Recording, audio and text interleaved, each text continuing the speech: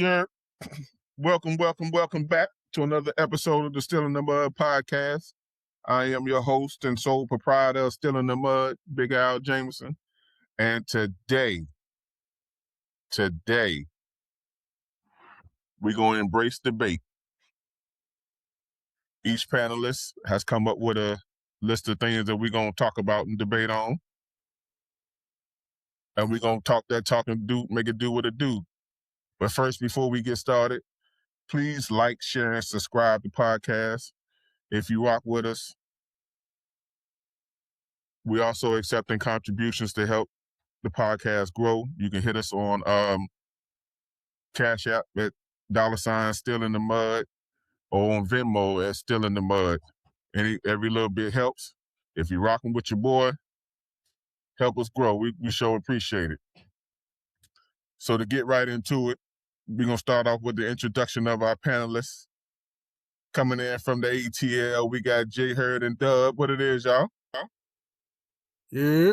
What it do? My NBA family, Sean T. Dion, what it is? What it is. So let's get right into it. Sean T, it's on you. Hey, man, my topic today is the top NFL teams right now, man. I'm ready to just dig right on in, man. My number one, I got the Seahawks, the reigning champs coming through. I got the Rams coming in. I got Buffalo, Patriots, Eagles, Ravens, Broncos, Chargers, 49ers, and we cannot forget the almighty Chiefs. Let's talk about it. Wait a minute, hold on, whoa. The Ravens?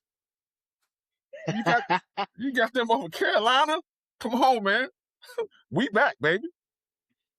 Give us some love now. Here we go. Hey, Come I'm on. just saying, with the moves that we done made, Bryce Young is coming along, our receiving core is now solid. We're going to have a top 5 defense this year, though. 12 games. I'm predicting 12 games. Put some money on that one. I already did. So, as far as your list, I hear you, Sean. I just want to throw something in there. I throw a team in there. I'm curious, right? So we all can agree, right? The Bengals, outside of Joe Burrow, has always had a solid offensive core. Yes or no? Oh, Okay. absolutely. Okay. Absolutely. So now they have received, a defensive player that is going to make an impact. I forgot his name off the top of my head, but Dexter Lawrence. Dexter Lawrence, thank you, Brother D. And so that being said, I feel like the Bengals, if we get a healthy Joe Burrow, And that's what it depends on. well, if that's the case, you could throw that same debate for, I get it's Pat Mahomes, but what are we talking about? He's coming off of ACL, right? Right. So how do we know that he is going to deliver based off ACL? A lot of athletes never come back. I mean, I know we're talking about football. Look at D Rose. No shade to D Rose. Before the ACL tear, he was dominant. But see, I got the Bengals of like outside of the top 10. I got the Texans, the Packers, the Bengals, and Lord have mercy. I know some people might say this word, the Commanders.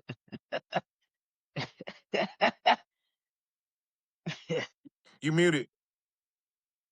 On purpose. Why are we talking Trying about? to get to the point. Why are we talking about them? Y'all need to be talking about them Carolina Panthers. I'm trying to don't make me go get my hat. Yo, I'm gonna represent if you you like today. it or not, Al, the Commanders have a stellar team. Like it or not, Jane Daniels is my man. I'm anything out of LSU, I'm with. Even if I don't like the team, and I'm a diehard Cowboys fan, but I got to give props where props is due. I feel like the Bengals. Here's my problem with the Bengals. Their problem isn't talent; it's coaching. They've had a top 10 offense for just about every year Joe Burrow's been in the league. They have a good receiving core, but their secondary is trash. Dexter Lawrence is going to make a difference, but he's not going to make no more of an impact than Trey Hendrickson did when he was there. So at the end of the day, I still think the Bengals are still in the same place where they are. Until they get help in the secondary and some more linebackers, they ain't going to make no noise. They'll win some games, they'll make it look good on the offensive side, but their defense is still going to be trash. Do we not remember that Joe Burrows had the most sacks in the NFL and still made it to the playoffs? But that's another problem too. On top He of has that, to be healthy. As long as he's healthy, the Bengals might be a force to reckon with. but he's That's what probably I'm not going saying. to make it through the year because their offensive line is still trash. Joe Burrow is getting to the point now where those injuries start to be reoccurring injuries because he's getting hit the same every year. He's getting a lot of contact the same every year. It's only been, I think, 1 year he's had a top 15 offensive line to be able to protect him, and I think that's the year they made it to the NFC Championship game. Joe Burrow is a good quarterback, but if you ain't got the line, and for whatever reason, the Bengals for years have not prioritized their offensive line, if you don't have the line to protect him, he really can't show off his greatness the way that he could because he can go toe-to-toe with Pat Mahomes. We've seen that. He can go toe-to-toe with any quarterback, but they can't keep him upright. And Okay, after a while, those injuries take a toll. So to that point, I'm saying, so how are we just putting the Chiefs in there then, right? Because to that same point, Pat not going to be able to just maneuver like he used to. The same Pat we seen before, he not going to be running like that. He not. Well, the thing is with Pat right now, first off, he's not scheduled to come back till week 4. So he's not even playing until the week 4 comes in. Patrick Mahomes but he's always had a security blanket in Travis Kelce. I don't know. I don't remember if they upgraded their receiving core or not. I don't know why they still haven't signed Tyreek. But Patrick Mahomes is just like a different animal, and he has had a better offensive line than the Bengals have had, as long as he stayed in the pocket. Because you got to remember, Pat Mahomes didn't get hurt in the pocket; he got hurt scrambling. And Joe Burrow always gets hurt in the pocket, so that's the difference. Okay. I just wanted to throw that in there. You know, I'm just the troller out the group. I let y'all have this football. Dion, what you doing? You way too quiet for me. You No, way too quiet. I'm just listening because I was gonna hop on the coaching point. Because didn't Joe Flacco start some games for them last year and won some games for them last year Talk, D. with that same offensive line? Like, so I was because you already hit my point because you said it was coaching, then you said it was offensive line, then you combined the two. So I was like, all right, yeah, you got me on that one.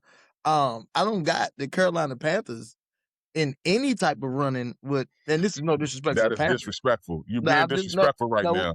We gonna line it You're up. being disrespectful right now. Every year, there's 4 new teams in the playoffs. The Carolina Panthers will be out, and somebody else in our division will be in. I don't. Strength of schedule, you got a harder schedule. You made the playoffs at 8 and 9. I'm not a believer in the little man that you got at quarterback. He was great in college. It was cool. He had some games last year. Y'all showed up in the playoffs. That was cute. But it's grown up time now, baby. The Commanders is back. So I get we're in a different division, but I'm glad Sean brought us up. But back to your Panthers, I don't see any improvement. I don't. What did y'all do this offseason to make you say, "Ooh, we gonna run a division"? Because you're not beating Atlanta. Tua gonna mess around and win y'all division for real. I only want to say it out loud. You gotta go through Tua, Baker, and whoever exists in New Orleans. I got you beating New Orleans twice. Is it Tyler Golf or something like that? Hey, I like the narrative of them. Him, he don't even exist. I like the narrative of them trading my man from Cleveland out there, Shador. That'd be a good look. But yeah, I like your list. I'm not gonna fight your list until I see my offense and my defense like in real time. I talk some trash around week 5 or week 6, but my quarterback is legit. He's a top 5 quarterback in the NFL. Yeah. I'm gonna drop the mic. Okay, hold on. Dion, what's your list? Right. I would actually go with Sean's. I don't respect Seattle, but they did win the Super Bowl. I would actually have to throw Dallas and Philly in the top 10 only because of consistency. I like Kansas City. We said Seattle. Pittsburgh no longer exists. We're gonna say Kansas City. The Chargers, Rams, Broncos, Patriots. Yeah, it's the same list. And honestly, I don't got the Patriots winning their division. Oh, and Bills. I got the Bills running that division again. The Patriots gonna have a harder schedule. All that bull crap we seen last year, it don't exist. I think that's really about it. J. Herb, what you got? I just gotta say, I also am from North Carolina, and the bias that's coming through the screen from Pee Wee around this, he didn't put the daggone hat on and everything. I can't agree. They just like to, these point, Bryce Young, man. He thought I was gonna support you. Okay, he thought I was supporting it. No, not supporting it. Carolina Panthers, we're being a little too confident right here. Bryce Young is unproven. He's young. Yeah, some good accolades, but he hasn't proven to be able to lead a team at this point. And the defense is a liability. Carolina Panthers defense is a liability, and they don't have that what you call that veteran locker room leadership to get through playoffs. They don't know what a playoff game is consistently to be able to push through that environment. So they got to go just completely. But I do like the Dallas Cowboys. I'm a Dallas Cowboys fan. Shout out to them boys, right? Always gonna be a Dallas Cowboy. I don't care what their records are. I probably still have their you remember them starter jackets from back in the day with the big cowboy? Yeah, I still got one of those that can't fit from a kid. So shout out to them boys. That's all I got to say. Hey, Big Al, just so you know, man, in the chat, Charlie Gatt said, the truth hurts. He said, Bryce is too small, and they're a young team. So That's I just want you to know, like, the audience, that is tuning in to hey, Still in the Mud. Shout out to We Charlie. we appreciate Charlie. Charlie, which is AKA Chucky, which is a Saints fan. Oh, he also Oh did well, mention. wait a minute. If he's a Saints fan, he's disqualified because he don't even know what he's talking about. He's a Saints fan, like he don't know no better. Anyway, back to what I was saying. Because at the end of the day, we've made improvements on defense. We won. If y'all haven't realized it, we have won the free agency battle. We fulfilled our need at linebacker. We fulfilled our need at safety. We've already locked up our receiving core. Baby, we back. 2015 is gonna come back to us. But we'll talk about that on another day. And lost Dwaddle. So where y'all run game at? Wait, 2015. Wait, 2015. That Cam Newton year? Yeah, that's Cam Newton MVP year. We went to the Super Bowl. Back up. It's coming back when? When we won 14 straight games before we lost one, and we I gave thought it was 15 to and 0. I thought it was 15 and 0. Yeah, and then 15 straight games, and then we gave it to them. No, I get Y'all it. don't have the star power. You don't have the star power yet. They don't. It's not even a star power. Listen, man, y'all You ain't ain't got the listen, defense. y'all ain't ganging up on me today. I'm swinging back. I'm It's swinging okay. back. You're missing. Y'all gonna stop ganging up on me. You're missing though. It's like you're not connected. Just swing all you want. Yeah, woo, gone. Yeah, I'm gonna let that be. All right. But realistically, though, let me put my objective hat back on. Right now, my top 10, I got the Rams number 1. I mean, that Myles Garrett trade was huge. Myles Garrett is going to make a huge difference on their squad. I think it's going to be crazy. Now, my number 2 team, I got to put Seattle. I mean, they did win it all. They ain't make too many changes. They didn't need to. They still the team to beat until otherwise said. I got the Bills at 3. I got the Packers at 4. I got the Chargers at 5. Denver Broncos at 6.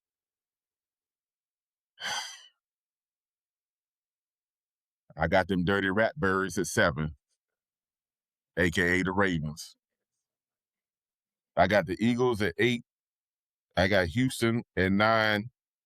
I think Houston picking up, what's the running back name from Detroit?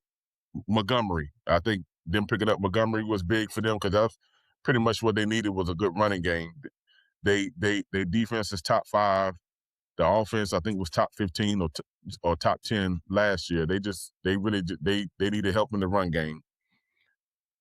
And then I still got to put the New England Patriots in there because they made it to the Super Bowl.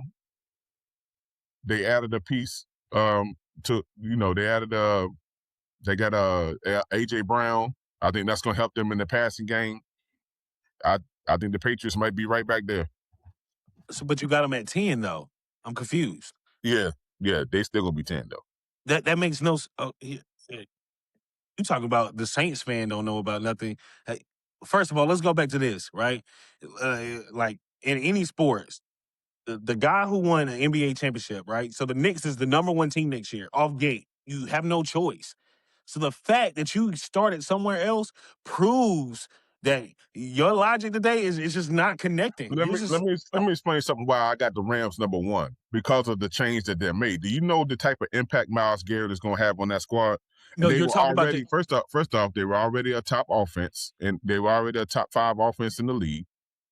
They needed some help at defense. You probably have one of the greatest defensive players on your squad now. He just came off of winning Defensive Player of the Year and breaking the sack record. You got to put them number, just from a logical standpoint. You got to put them number 1 because of the changes that they made. So logic.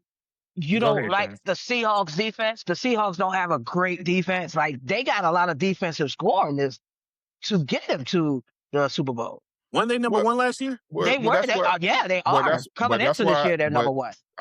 But I don't think it's that much of an insult to put them at number 2. I just think Myles Garrett is going to have that bigger impact on the Rams. No, the But- insult is this. The impact comes from what has already happened. The fact that it has already happened is they are reigning champions. That you can't outrank them right there. Like, coming into this NBA season, that's like saying Shea isn't the best player in the NBA. He was, because he was the MVP last year.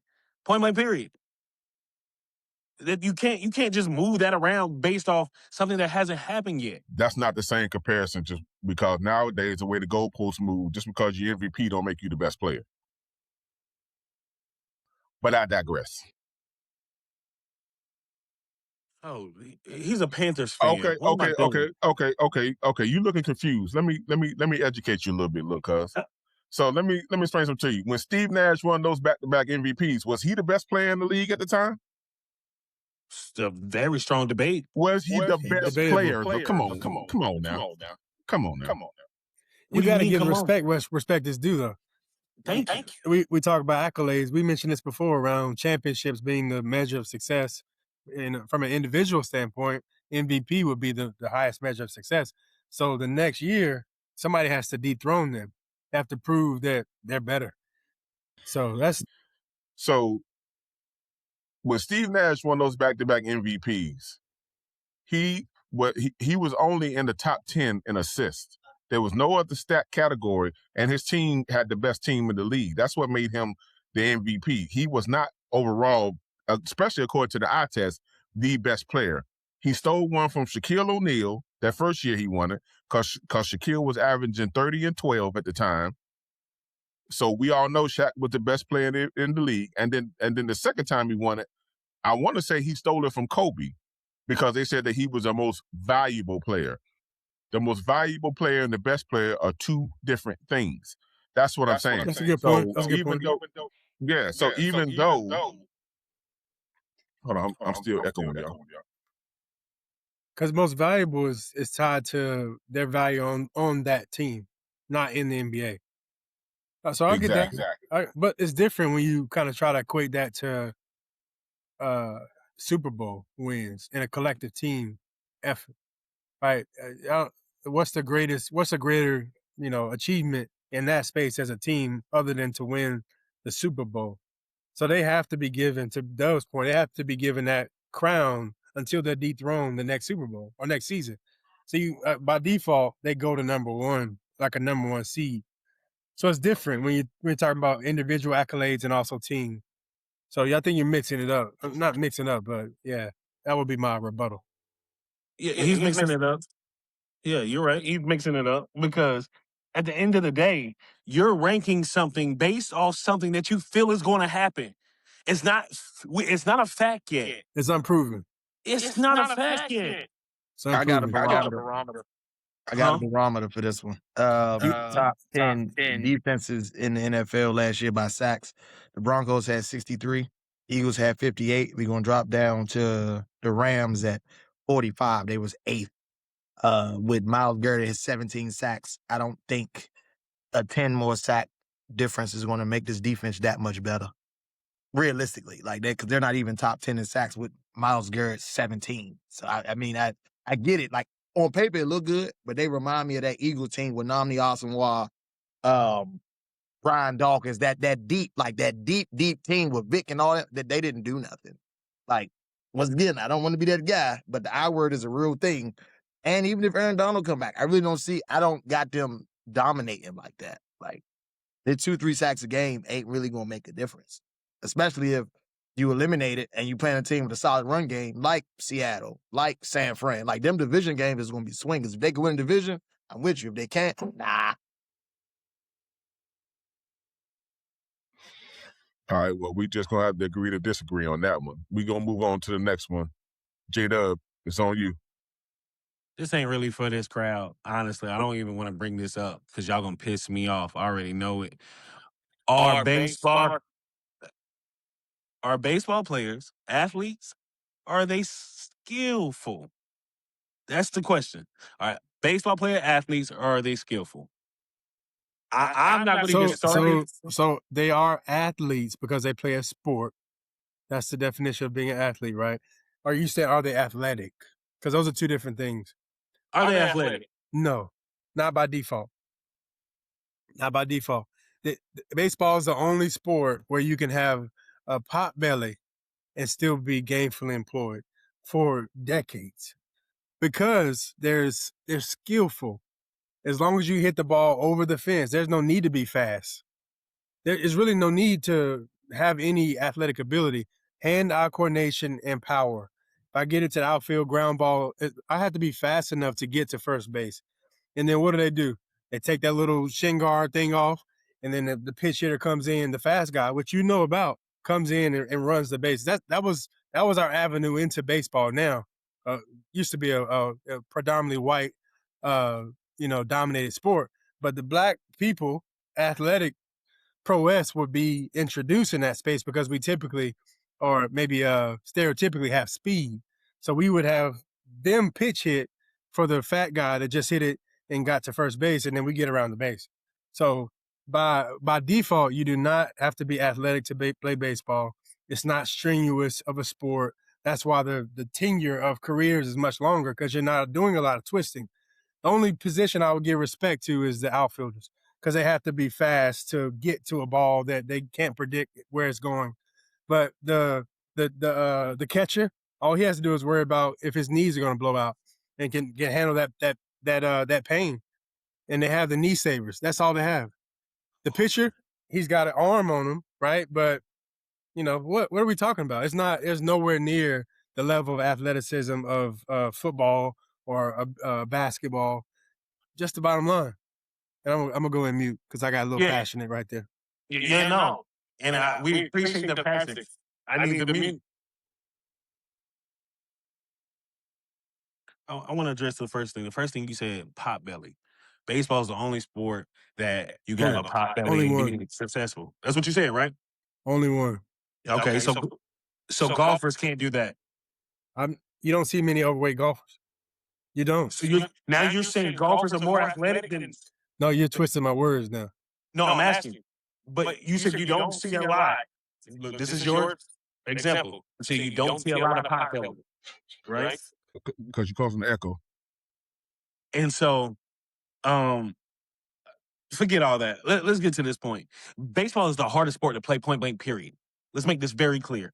You have 0.25 seconds to identify a fastball, changeup, curveball with somebody like Randy Johnson throwing 99, that's 6'7". What? Y'all wouldn't understand because, y'all ain't been in that plate before. But it's okay. It's okay. So pause, because the definition we already established in the beginning. Mm-hmm. Like athleticism and skill set is different. So what's your answer? My answer my answer is that athleticism doesn't default reside within the baseball space. Essentially what I'm saying, you don't have to be a superstar, stellar athlete to play baseball. As long as you hit the ball with power, you have precision, you have hand-eye coordination, get to base, you'll make the team. And like the Barry Bonds, the Mark McGuires, the pot belly guys, yes, like they have pot bellies, man. That's the only sport that you can do that and be considered a great. You can't do that in the NBA. What pot belly? What, Big Baby from the Baby Shaq? Well, Shaq got fat after years, but his dominance was still there. he was still athletic, even at 360, 400 pounds. Like he still had agility at 400 pounds. But you put Mark McGuire on the first base, and he's going to get thrown out going to second every single time, unless he has an advantage or head start. I'll mute. So to your point, 9 out of 10 athletes are going to get thrown out trying to go to first or second because that's a athleticism and IQ that you have to be aware of, right? That's why the stolen base record for Ricky Henderson been around for 60, 70 years, right? Let's get into that.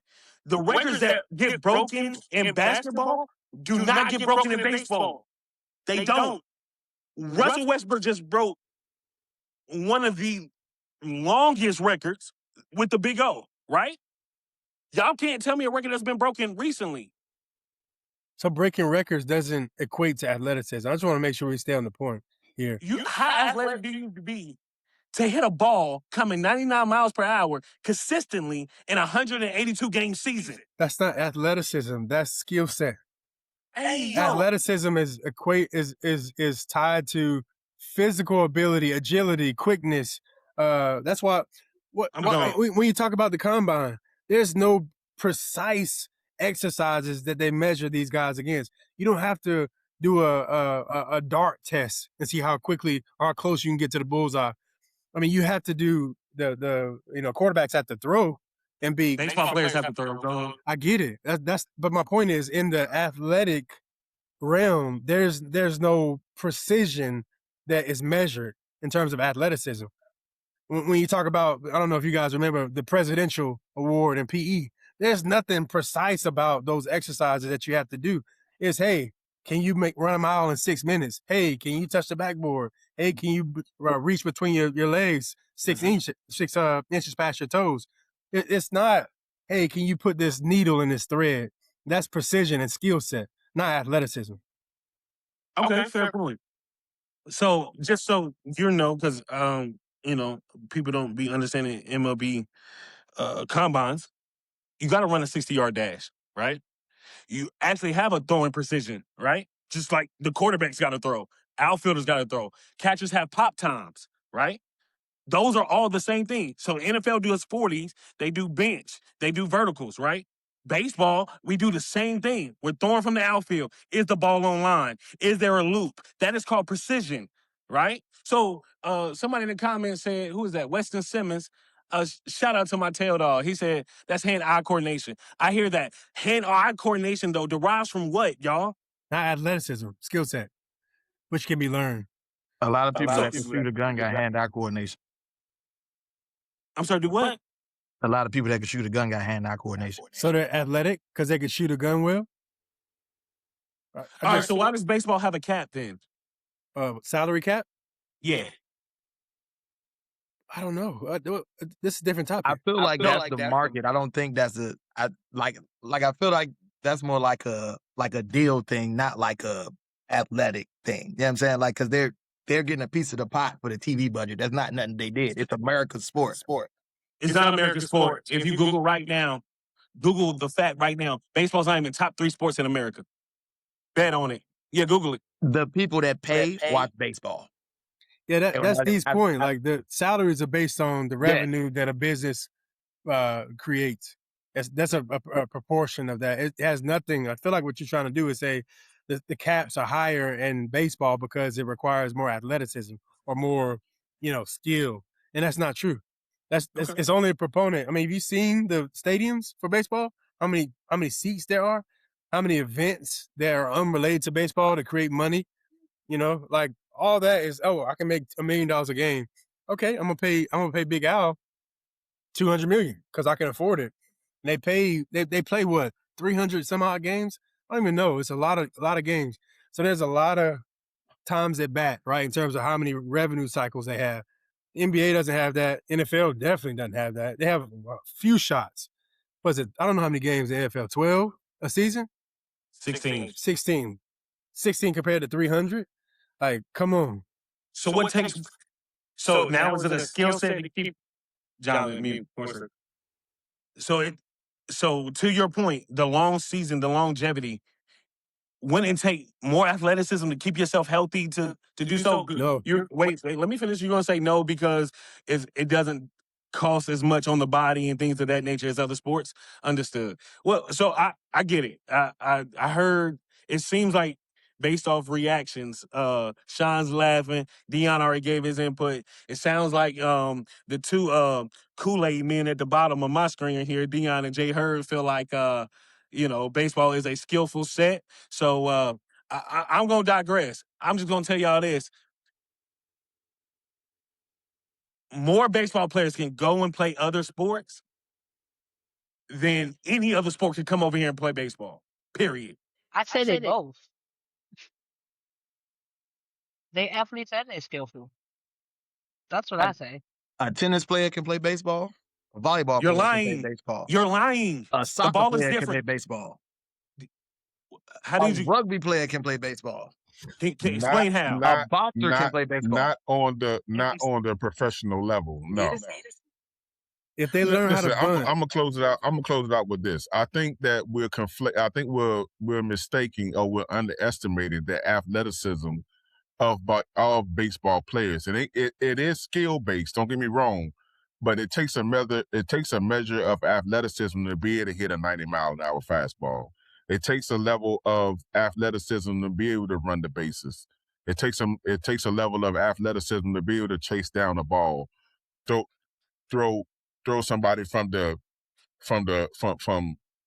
right field all the way to third base out. Like there is a level of athleticism to the game of baseball.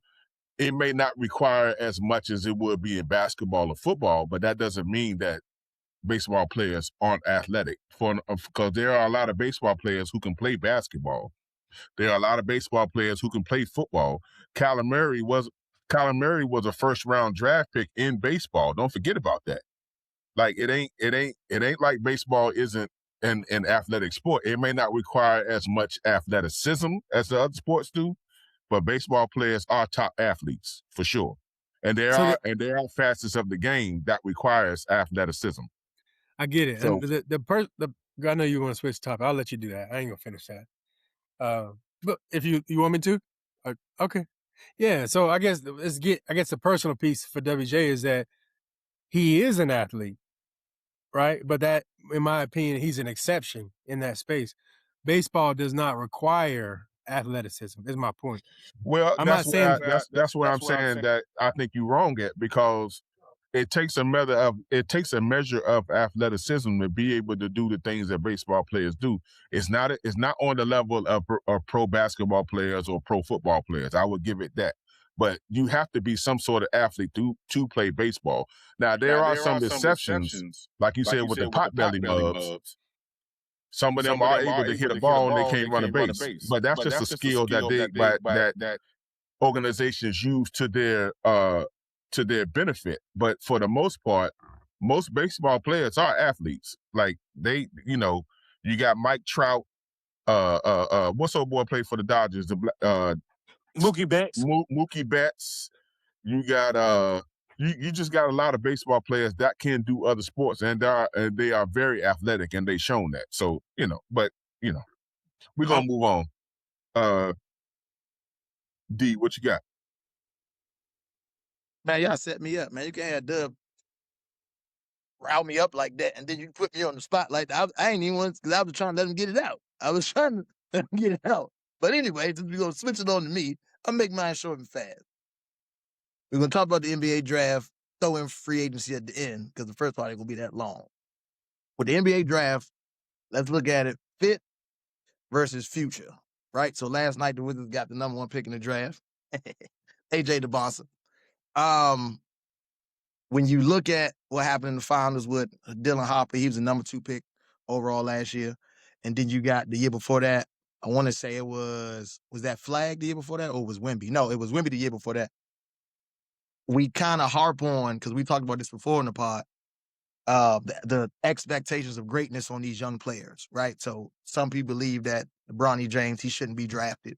And you got kids like the Dylan Hoppers, who are the sons of NBA players. I don't want to go too far into it, but he should be drafted. He showed improved in the finals. So, what's y'all thoughts on fit versus future? What I mean by that is, should teams draft for the fit, or should they draft for the future they franchise?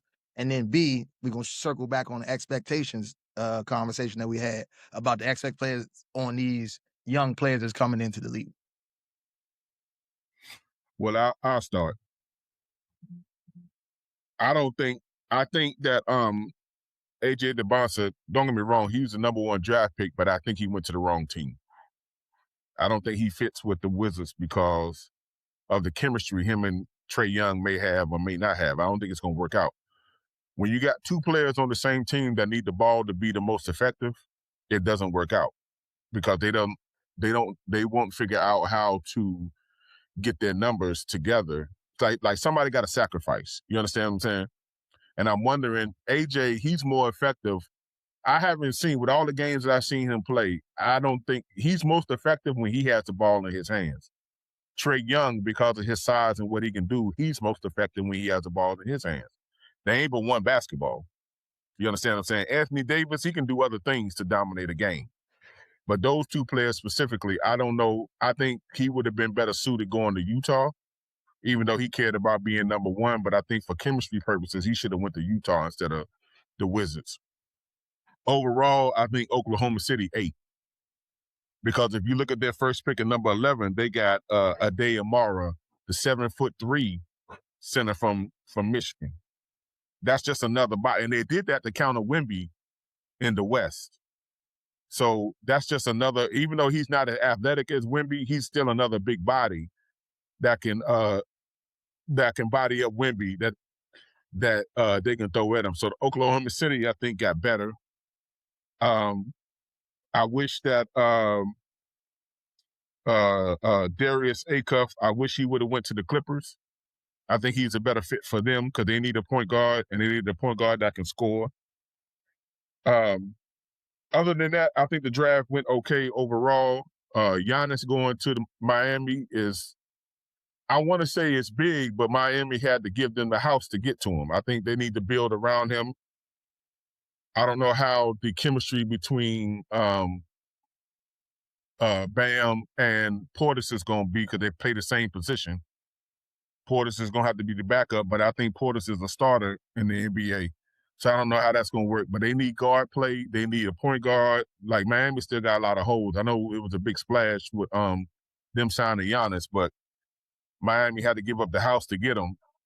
So they still need to fill some holes. I don't know how great they're going to be. But overall, I think Oklahoma City won the draft, in my opinion. So I guess to your point, I'm gonna jump in real quick. Only thing I disagree with what you said was like the camaraderie of sharing the ball. I mean, the big 3. I think Charlie said it in the chat, but his example was the big 3 in Miami did it, right? It all depends on how you figure it out. No, they did because Dwayne Wade was still getting his, Bosh was still getting his, and Bron was still getting his. But they was only getting theirs because of LeBron. If you remember the interview, D Wade said he relinquished his responsibilities on the offensive end to LeBron, but LeBron was able to feed him. What I'm saying is, I don't know if Trae Young is going to be able to feed DeBonta the same way. You understand what I'm saying? No, I get when that. when you got 2 players who most effective having the ball in their hands, somebody got to sacrifice something. Now, it's probably going to be DeBonta. He's going to try to sacrifice because he's the rookie. You got to bow down to the veteran. But is that going to be better for the team, or is that going to be, it's still a wait and see kind of thing. Right. No, I agree. I was just, pulling in the audience. But I guess mine is a little different. Y'all kind of addressed like the big call outs in the draft. I guess mine when it comes to the future, right? In my opinion, I feel like a lot of, and I get it, right? The goal has always been, especially if that's your dream, let me go to the league, right? I'm getting that call, let me go.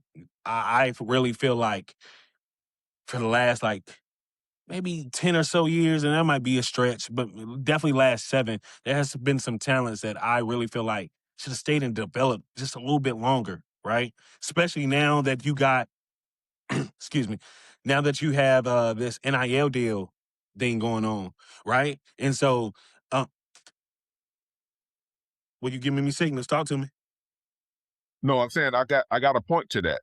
Oh, Have y'all okay. noticed? Let me throw this out here and see if y'all noticed that. Have y'all noticed that guys who get the big NIL deals only stay for 2 years and then they go pro? So that was my. So what I'm saying is, let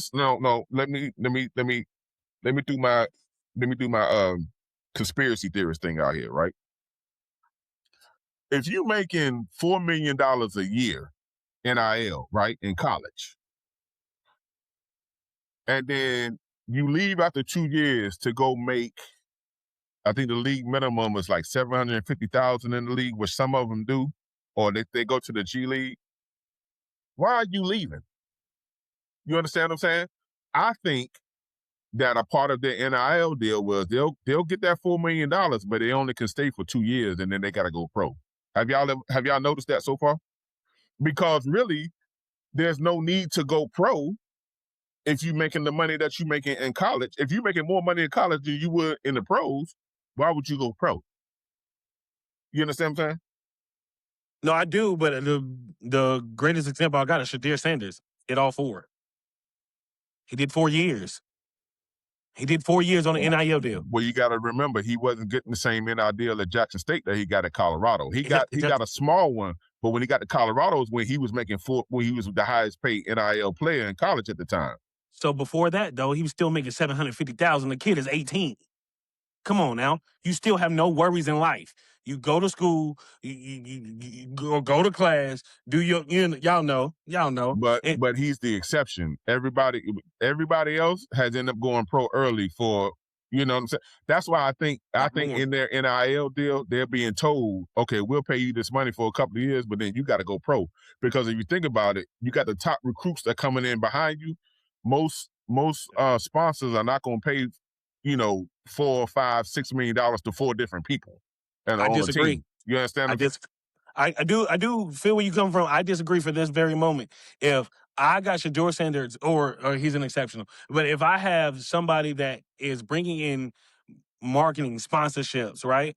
Because of the NIL, which is doing what? Giving us more publicity. That's still bringing in revenue, regardless. So even though I'm paying you a certain amount, you're probably bringing that back. College sports is making a lot of money. So I don't. No, I agree with you, but businesses from a business standpoint is, okay, let me tell you, prime example, Caleb Williams. He was making $3 million at Carolina in an NIL deal, right? Carolina has a top 10 recruiting class. Those 5 or 6 recruits that they coming in want that same type of deal. Those sponsors are not paying $3 million to 5 different players on one college team. They're not doing. That's part of the reason why he probably went pro. Because they probably said, yo, we're not paying you. We're not going to continue to pay you. Or they probably put it in his deal. Like if you reach a certain number or a certain status, you have to go pro. Because they're not going to pay 5 different players $3 million each, not in college. You understand what I'm saying? That's why but this is just my conspiracy theory thinking. I'm thinking to myself, it's probably in their agreement with the NIL deal that after so many years, or at least after 2 years, you got to go pro. Because at the same time, there's no incentive for the player to go pro if he's going to make more money in college than he would in the league. But the difference is the school doesn't depict the NIL. This is where that's one of my point. The business that's sponsoring them does. So at the end of the day, if I'm on a team and Adidas come and say, hey, you're going to be our spokesperson, our NIL for college, I'm bringing publicity to this school and this university, regardless of the 5 that's coming in. So then when you add more people to this, budgeting and finance is going, but this is my point, they're all not going to get $3 million anyway. So you might get 5 that's going to build up to that $3 million, but this one person, based off of how they produce, is still going to make that revenue back. They're only getting that contractually based off their return of interest.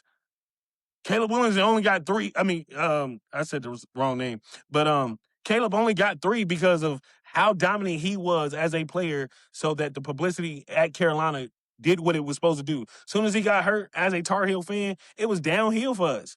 It got real spooky. But that goes back to my original point of being fit. I think college players, at the end of the day, with going pro, I think a lot of them need to develop a lot more mentally and physically before they go professionally, in my opinion. It's some that, they got that raw talent, they could do it. They already had the size, they have the eye test. But overall, I feel like more college players need to sit down a little bit longer. I'm gonna play devil's advocate. I get the conspiracy part, but Cooper Flag had to reclassify because he was in the same class as AJ DeBonsa. He wouldn't have went number 1 overall if he was in the same class with AJ DeBonsa. So all these kids is real strategical, but you only got a 2-year window. So it's like AJ DeBonsa been ranked since he was 13 years old. So he's the class of 2026. The head of class of 2024 was this person. The head of next up is Tyron Stokes. Like, don't know about if you're not really into that bracket, but that's what people looking at. DeBonsa been on the circuit for the last 2 years. He's been at Lakers games, been doing all this. He made $7 million. It's rumored his rookie contract is going to be 4 years for 68. Yeah, he gonna leave. I'm not, because now I'm risking injury. I'm risking my draft stock. I'm risking my draft capital. It don't make sense for me to stay. I'm already getting a free education and I'm getting a check. Why not finesse it? But you can't stay too long because we've seen a lot of people that was hot and then they not. Like you could think of that freshman that was that guy and he transferred or he got injured or whatever. So I get it. I see it, but it's a limited window because they one injury away from not being a lottery pick at all. But those be the same one that bust too. So what do you get out of that? Is my point. All right, so great. You had one great year. You went pro, and then we never talk about you again. You was a buzz. So that goes to my point about which speaks to why I'm saying it has to be in the agreement for them to leave early because, like you said, they may get in the league and being busted. We'll never hear from them again. So why go pro when you making all this money in college? Why not stay your 4 years and then be done? Ever since the NIL thing, like I don't know of any major athlete, I'm talking about other than football, no major athlete who was getting, the higher end NIL deals has stayed in school all 4 years. basketball wise. Well, basketball, well, football, they force you to stay. But I'm just saying, even in football, you still leave it after 3. Yeah, but You understand what I'm saying? So it's just like I'm wondering if there's something in their deals that tells them that they have to go pro, and then once you sign that deal, you got to honor it because, like you said, there's a lot of dudes that you see going in pro, and just from the eye test, you could tell they need another year or they need another 2 years. You understand what I'm saying? So that's. But let's switch subjects again because we got to get to what Jay Hurd want to talk about. Go ahead, Cuzzo. Yeah, I just wanted to make one point though. Angel Reese and Caitlin Clark played 4 years under NIL. So they weren't pushed out. They were making bank. They weren't getting the same. No, they weren't getting the same money as college play. As college, they were making money. Don't get me wrong for a women's league, but they wasn't making the same money as AJ DeBonsa or Caitlin Clark. Caleb Williams was making. That's men and women though. Yeah, it goes back to what they bring in. Like I mentioned with baseball, women's sports unfortunately just doesn't bring in the revenue. So it's a ratio of what you bring in. But the point was that that you were making is that they were it felt like you were saying they were pushed out contractually at 2 years, and that's 2 examples where that didn't happen. Well, also don't get it twisted. Men's NCAA basketball money and women's NCAA basketball money is 2 different things. I got it. Okay. I guess the next question I would pose to the group is, in the game of basketball, did the 3-point shot help or hurt the game as a whole? Who wants to start with that? I say both. And it depends on how you look at it, honestly. With most teams, 3-point, it can help you when you're in a bad deficient. And most teams, it can hurt you when you just out there just throwing them up when you don't even have to. It forces defense to spread out and open drives to the lane. It depends on pretty much what kind of ball you're trying to play. You have about Reggie Miller, Ray Allen was the best who ever did it back in the 80s and the 90s. Here go Dub. Then you coming up. You got Curry. You got Jamal Murray. So You got pause there. Ball. Pause on Curry. Did as great as he is, has he helped or hurt the game of basketball with his style of play? He was hot when he was hot. He was hot. I guess where I'm going with this is whether we like it or not. I mentioned this before. The children are It looking. depends. Okay, go ahead. It depends on the play because back then they was only shooting maybe 3 or 4 per game back then. And now you got Curry, he's shooting at least like 15 per game. At times it can hurt the team, especially if you're up and there's no need to just get a mid shot range. I know, but So- when we were playing, right, the game has changed so much where Steph, I don't even care how good of a shooter he is. If you got an open layup and a fast break, you don't pull up for a three. That's just how we were taught. If you did that, you get pulled out the game, right? And it goes back to the children and the impact of like just influence that Steph has, whether he liked it or wanted to, intended to or not. These kids that are growing up 5, 6 years old, their first desire is to make a 3-point shot, not a layup with form shooting or maybe just doing this back and forth.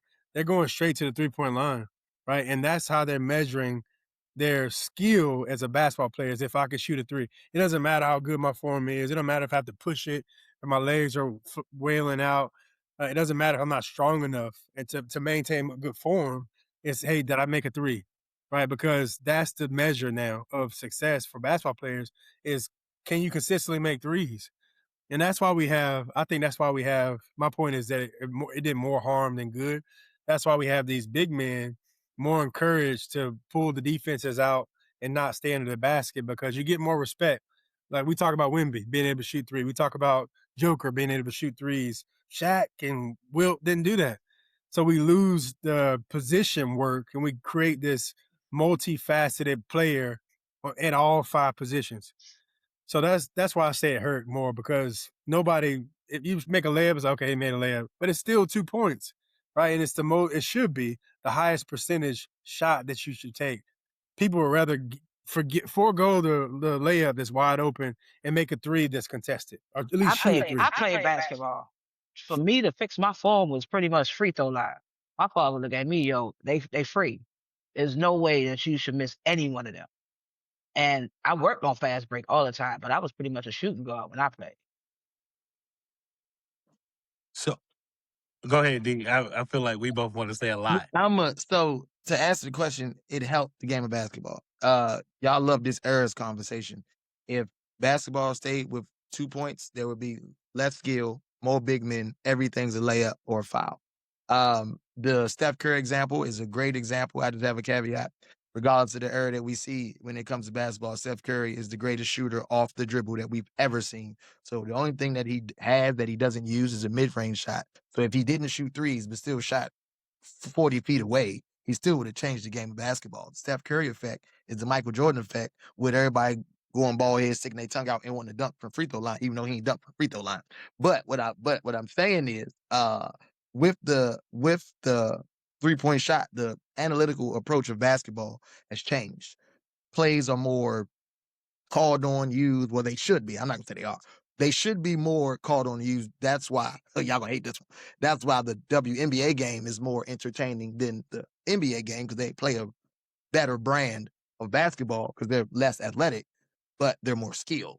So to answer it, I would say the 3-point shot has helped the game of basketball because nobody wants to see a bunch of men that are 7'5" or 7 feet to 7'5" backing each other up all day in this pause generation. Also, to that, I was going to say, I don't think the revenue, if the game was still the same where there was no 3-pointer, would be the same today, day and age, because all other sports have evolved in some form or fashion, right? Rules have changed. New guidelines have been put in place. Prime example, baseball. I'll give it a baseball example. People are like, baseball's so boring. It's just dry. I get it. But Now you have like a pitcher's count in baseball so that the game moves faster, right? It moves more efficiently. If basketball was just a regular 2-point shot, it would be boring as I don't know what in today's day and age. Because at the end of the day, the NBA is what? A entertainment business. So you said the 3-point era. You can't change eras. Your question was, has the 3-point shot hurt or harmed the game? That was your question. Reread the comment. I'm gonna say it's half and half for me, because if you're talking about on a amateur level, kids and things like that, of course, kids coming up gonna emulate what they see on the game. You understand what I'm saying? So if you don't have a coach that's willing to teach kids the fundamentals, and all kids want to do is just shoot threes like Steph Curry, it's kind of hurt the game, because it's going to hurt them. It's going to hurt them later on, because they don't have the basic fundamentals down.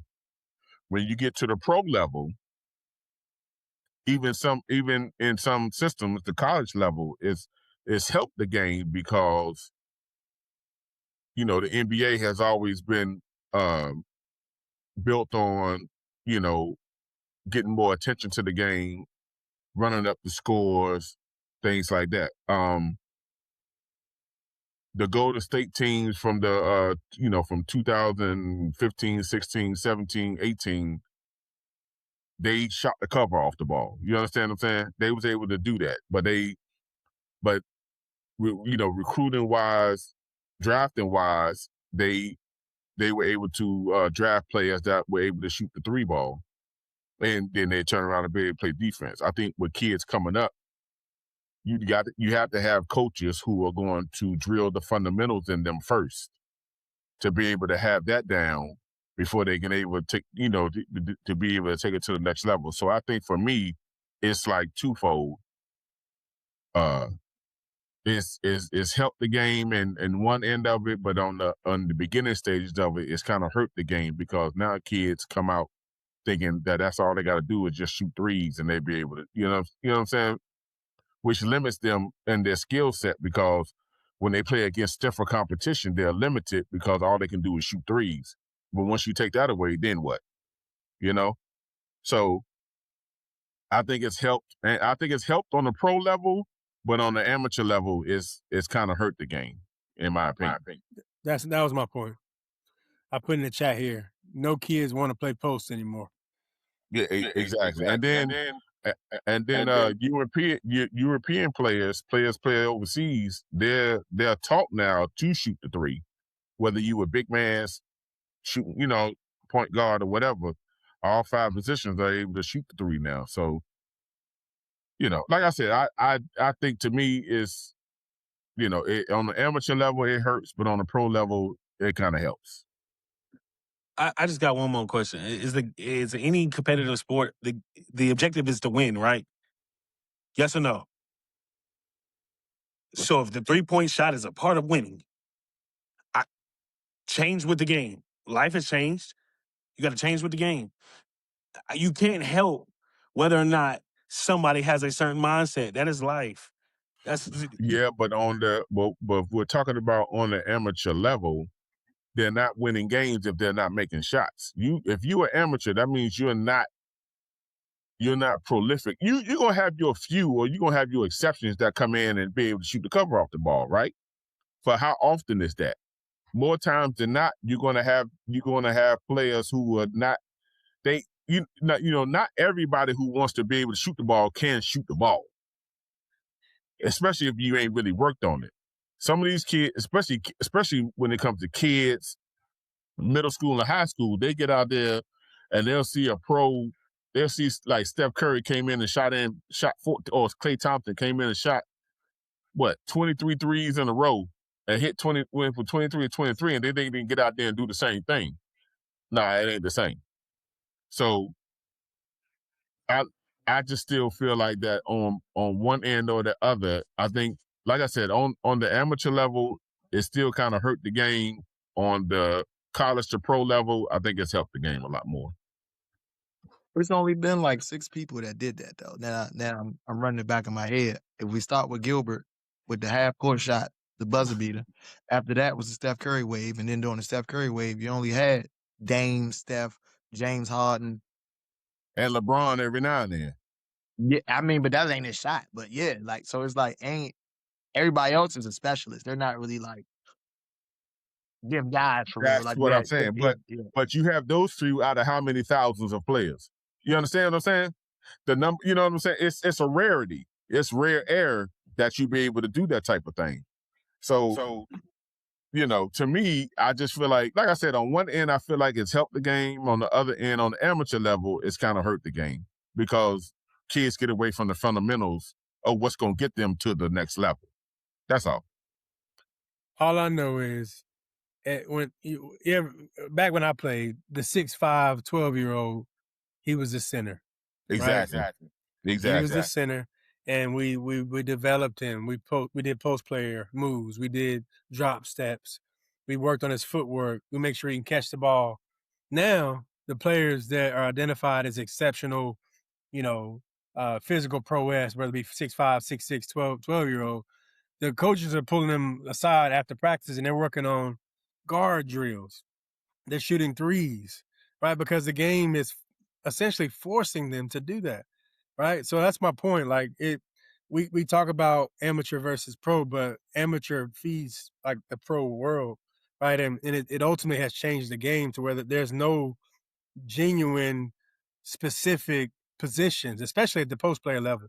No, those guys. There's essentially 4 guards that are on the perimeter, and a slasher that goes in and out every so often, right? So that's my point when I at least say that it hurts because it all feeds into each other. So, But that goes back to even what I was saying. Like I said, at the number 12 pick, Oklahoma City drafted Ade Mora, 7'3" center for Michigan, right? He shot 3 shots the whole season for Michigan from the 3-point line. But I guarantee you, when he goes to his first practice with Oklahoma City, they're gonna have him shooting threes. You know what I'm saying? They're gonna have him working on that, even though he's basically there to be a body to counter Wemby. He's gonna have to do something because the game has evolved in that way. But that's on the pro level. On the amateur level, he's always been down low his whole basketball career. So, but anyway, I'm gonna transition to the next one. The last topic we're gonna talk about is my top 5. So, what do y'all think are the top 5 athletes of all time? Not just basketball, football, whatever. The top 5 athletes when you really think about it. Top 5 athletes are most clutch. Was it clutch? I'm sorry. Yeah, It I'm was wrong. most Yeah, you're right. clutch. Most clutch athletes. I just didn't know. So I'm gonna start one. I only got one off the top right now, and it's because he's undefeated. I'm gonna go with Floyd Mayweather. Right? I gotta go 50-0. That's right. We're going with clutch. The clutchest person, the person who I get it. I know he got some debatables, but we're going off the facts. The fact is that clutch though, or just he's undefeated? did he not beat? He's beat a lot of people. Okay, let me be clear. When I say clutch, I'm talking Yeah. about last seconds of a moment. I'm talking about like So when not you winning gotta a get match specifically. let's just say in basketball terms, when you got to get a bucket, or like to me, Floyd was dominant. So that's not clutch to me. He was dominant. You understand what I'm saying? He pretty much. I really can't even name the closest fight he's had in all the fights, in all the 50-0 fights that he's had. Like, I'm talking about like when it was when it was time to get that final touchdown, or when it was time to hit that final home run or that final base hit. Like, you know what I'm saying? That's what I mean by clutch. Okay, because to me, the only reason I went with Floyd, now that you broke it down that way, is because I feel like in boxing, like it's two people fighting. Any moment is clutch. That's to me, respectfully. So I misinterpreted that. So okay, Off the top, I'm going baseball to start off. Mariano Rivera. He's the greatest closer ever. He only gets pulled in the 8th and 9th. I know that's not your. I'm gone. Y'all go ahead. Well, my top 5, I got Jordan, Brady, Derek Jeter, Serena Williams, and Kobe. That's a hell of a list, Sean T. Yo, That's a hell of a list. Shout out to Derek Jeter Serena ain't one of them. Williams. Shout out to Serena Williams, though. Yeah, I don't think that made most people's list. She was incredible. So how do we go Serena and not got Floyd? It's 1-on-1 match. It's the same thing. Somebody explain that to me. Yeah. I'm gone. I see. Hey, Sean, did you say Brady? Oh, you must have. I did say Brady. Okay, I was about to say you might have got to go back and add him in because Brady, Tom Brady has to be mentioned in clutch. I mean, they even made a statement on him, like you never count him out, right? Never count Brady out because he could always come back. So, yeah, that's interesting. So I guess the Big Al, the definition has to be clarified when you say clutch. I know you said it already, but maybe Don't clarify yet. Don't clarify yet. Let me get my 5 on the way. Don't clarify Tiger yet. Woods. All right, go Tiger ahead, D. Woods. Go ahead, D. Tiger Woods, Floyd Money Mayweather, LeBron James, Serena Williams, and Tom Brady. I really wanted to say Tiger Woods, but I'm gonna say Tom Brady. But how do you figure? Why did I say Floyd is clutch? Like Floyd, to me, is not clutch. He's so dominated. Any moment in the He's boxing dominated 95% of the fights that he has fought. Like he only got. We can only remember him getting rocked twice in his whole career. So how is he clutch? So boxing is the art of hitting people and not getting hit. So at any moment, the fight can be over. It's not a clutch fight because you got knocked down and you came back in the third. No, you never had the opportunity. But that's not clutch. You can say the same thing about Andre Ward. That's not clutch, though. Andre Ward and Floyd Mayweather are not the same. They're not the same. And Floyd fought everybody. Whether it's in their prime or not. Whoa. That's a conversation for another day. Floyd ducked a lot of fighters, because don't get me wrong, I'm not shitting on, excuse me, I'm cussing. I'm not like poo-pooing on his greatness. But Floyd and Andre, yeah, that's a yeah. You could go down every boxer's resume and say it's somebody that they should have fought that they didn't fight. But that's why I didn't want you to change your definition, because the fact that Michael Jordan is on any of these lists and he never saw a Game 7, what's more clutch than performing in a Game 7? LeBron coming back from 3-1 and winning a Game 7 is more clutch than never being in a Game 7. That's why I want you to clarify. I'm sitting there like, when Dub dropped Floyd, I said, ooh, he nasty. Because he got a great point.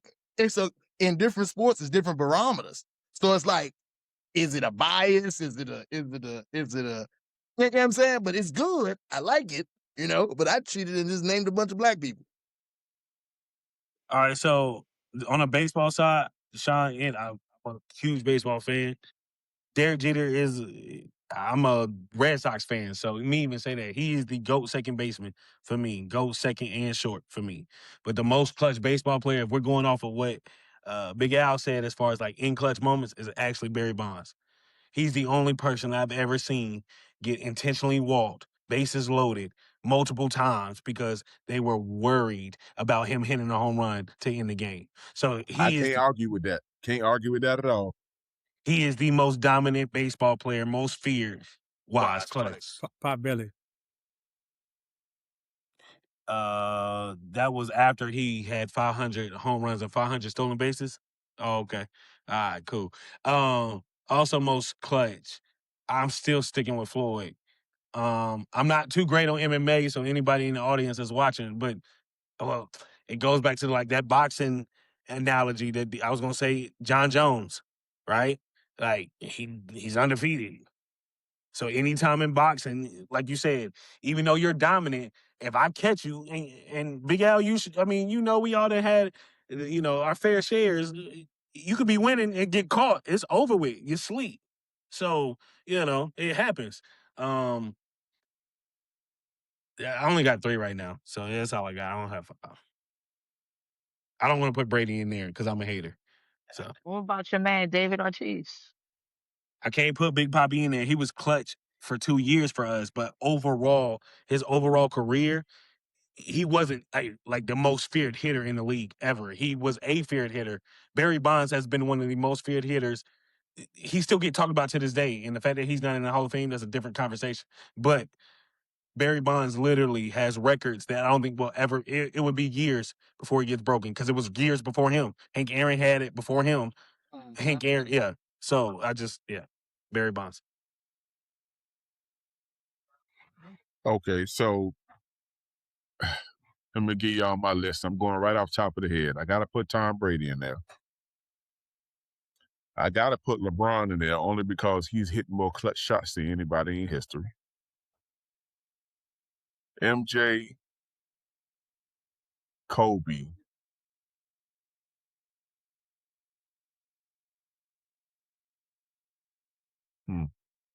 The last one has to be, when you talk about in terms of clutch, I got to put any Braves pitcher of the Atlanta Braves from Maddox, Smokes, Glavine, any one of them 3 you could put in that last spot because they've come through more times than the Braves than anybody that I can remember growing up. Those are my top most clutchest players. I'm sick.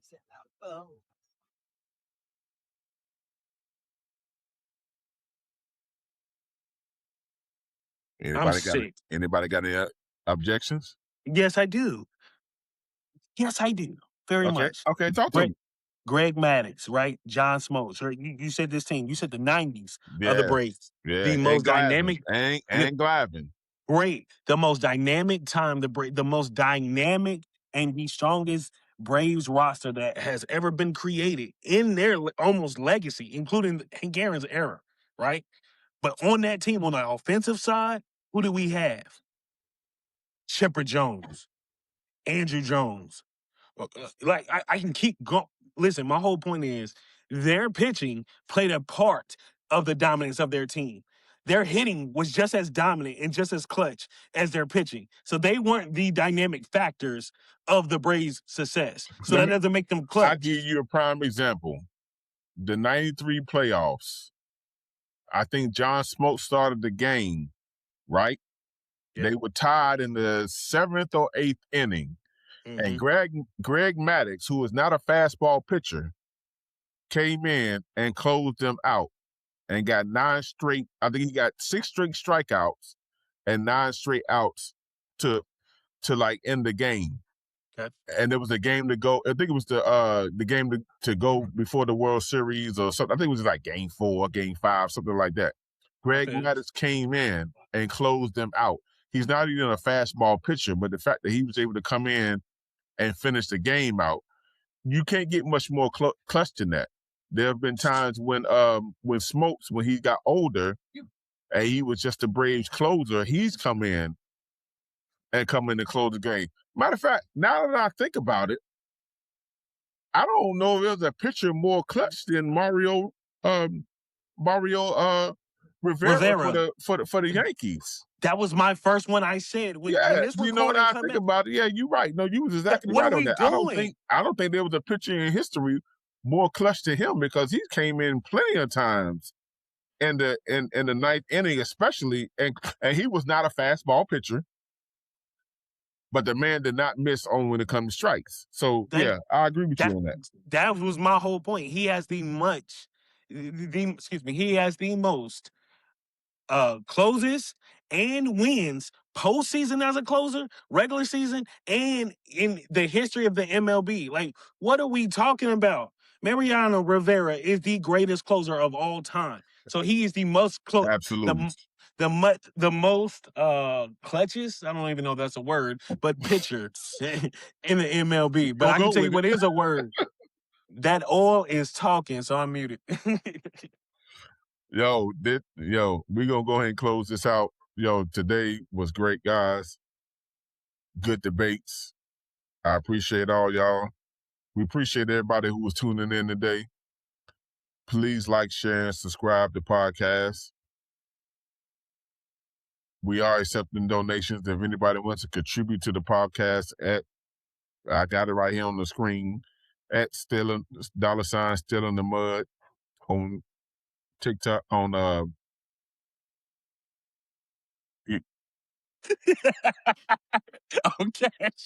Cash App and Cash Venmo. App. Also on Venmo at Still in the Mud. We appreciate all y'all for coming through. Great debate, guys. I'll talk to y'all, man. We'll talk to y'all.